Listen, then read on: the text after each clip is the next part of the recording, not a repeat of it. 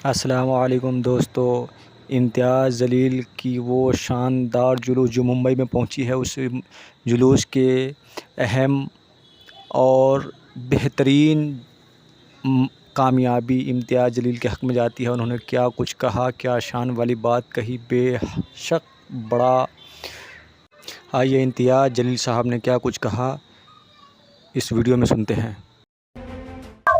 देखिए, मैंने वादा किया था कि मैं मुंबई तक आऊंगा। मैं मुंबई आ चुका हूँ और मुख्यमंत्री एकनाथ शिंदे साहब का जो जिला है वहाँ पर आया हूँ।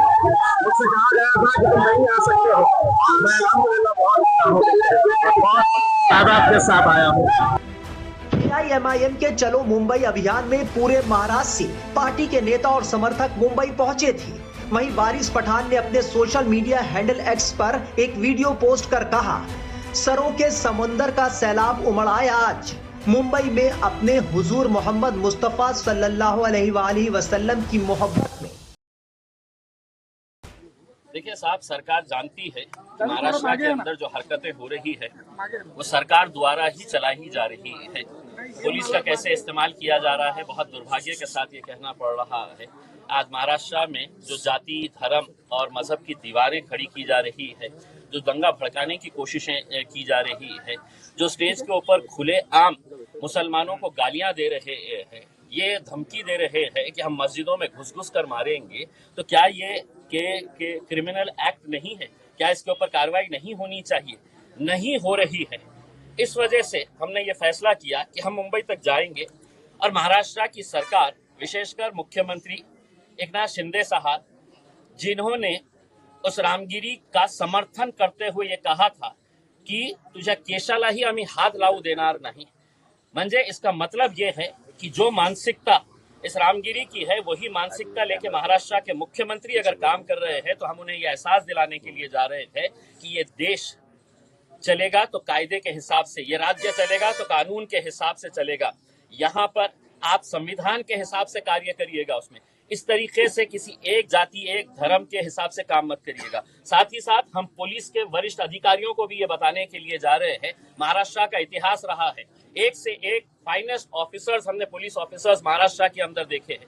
क्या वजह है कि 60 FIR रजिस्टर होने के बावजूद भी कोई पुलिस वाला काम करने के लिए तैयार नहीं है, एक्शन लेने के लिए तैयार नहीं है। इसलिए नहीं लेने के लिए तैयार है कि इनके माई बाप जो है, जो मुख्यमंत्री है, वो आके कहे हैं कि नहीं, इसको कुछ करना नहीं है, इसको, इसके बाल को भी धक्का लगना नहीं चाहिए। जब उन्होंने कह दिया है तो उनके नीचे के जो प्यादे हैं वो स्टेज के ऊपर खड़े रह के मुसलमानों को हर रोज गालियां दे रहे हैं। तो हम सिर्फ अकेले मुसलमान जा रहे हैं ऐसा नहीं है। मैं आपको ये बताऊं कि हमारे हिंदू समाज के एक हमारे भाई और बहन ने, उन्होंने 100 गाड़ियां इसके अंदर शामिल कराए हैं। अपने पैसों से उन्होंने 100 गाड़ियां इसके अंदर शामिल करवाए हैं और सिर्फ उन्होंने ये कहकर करवाए हैं कि महाराष्ट्र के अंदर जो चल रहा है वो कायदे, कानून, संविधान के हिसाब से नहीं चल रहा है। आपने जो पहल की है, हम आपके साथ। सर कहाँ से वाले हैं, तो मौलाना आजहरी के बारे में भी कुछ बात करने वाले हैं या उनको लीगल एड प्रोवाइड कराने वाले हैं? देखिए, हमने कुछ मुद्दे रखे हुए हैं। उन मुद्दों के अंदर हम ये चाहते हैं कि देश के अंदर कुछ ऐसा कानून बने कि जहां पर कोई भी किसी भी जात, धर्म या उस धर्म के जो महापुरुष है उनके बारे में कोई भी किसी तरह की बयानबाजी नहीं होनी चाहिए, और अगर होती है तो सख्त कानून उसके ऊपर होना चाहिए। दूसरी हमने मांग की है कि ये जो राणे टाइप के पिलुआ छोड़े गए हैं, इनके ऊपर कार्रवाई करेंगे या नहीं करेंगे? आप ये समझ रहे हैं कि सिर्फ जबान उसके मुंह में है और हम गूंगे, मुक्के और बहरे हैं, हम कुछ बोल नहीं सकते हैं करके? बोलना हमें भी आता है, लेकिन हमारी संस्कृति, हमारी तहजीब और हमारा मजहब इसकी इजाजत नहीं देता है कि हम किसी दूसरे मजहब के बारे में, दूसरे धर्म के बारे में हम इस तरह की बयानबाजी करें। तीसरा हमने ये कहा है, जो है उन्होंने सिर्फ एक शेर पढ़ा था, उस शेर के अंदर किसी जात का जिक्र नहीं था, किसी धर्म का जिक्र नहीं था, किसी इंसान के बारे में नहीं कहा गया था। उस शेर की बुनियाद के ऊपर 1 साल से ज्यादा का वक्त हो गया है, वो जेल में है। तो क्या इस तरह का कानून चलता रहेगा साहब कि जिसको जो बोलने की इजाजत हमने दिए है, तुम बोलो, हम कुछ नहीं करेंगे, और खास लोगों ने अगर जरा से अभी कुछ कर दे, हम मुफ्त भी कर दे ले, तो हमारे पीछे पड़ जाएंगे?